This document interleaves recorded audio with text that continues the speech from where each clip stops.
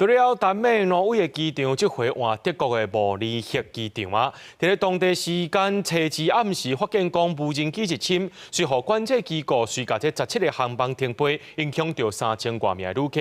乌克兰总统泽伦斯基就讲，这就是罗西亚想要甲这战争补好更较大。透早大门的机场，一台飞机停伫停机坪，本来应该透早起飞航班，拢临时停飞。德国慕尼黑机场当地初二暗时真侪间发现无人机侵扰，造成不少航班拢乱去。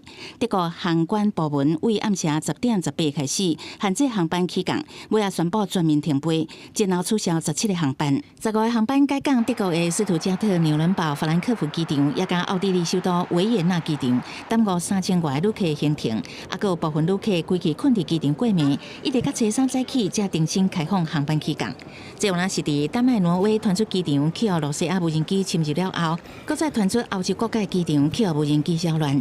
对这个代志，乌克兰总统泽伦斯基初二出席伫丹麦首都哥本哈根举行的欧洲国家峰会时，原来提出警告。The recent drone incidents across Europe are a clear sign that Russia still feels bold enough to escalate this war.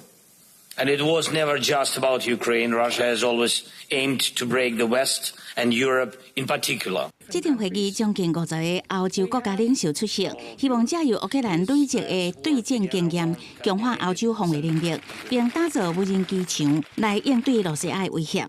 法国总统马克龙认为，先国家伫面对罗西亚无人机的时阵，应该采取更加强硬的立场，威吓罗西亚。罗马尼亚总统达恩表示，捌发现罗西亚无人机为乌克兰越界到罗马尼亚。若是阁发现有无人机侵入领空，会直接甲拍落来。另外，对于美国总统川普甲罗西亚讲伊是抓虎，罗西亚总统普廷初日伫索契论坛时阵嘛做回应。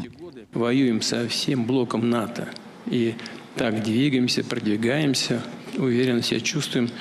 И, значит, это бумажный тигр. Что тогда сама НАТО? 普林表示，陆军因乌克兰境内拍出一条战线，不过北约的国家差不多拢伫协助乌克兰。若是有欧洲国家想要挑战罗西亚，罗西亚无咧睬，嘛会真紧进行反制。公司新闻，丹西东编译。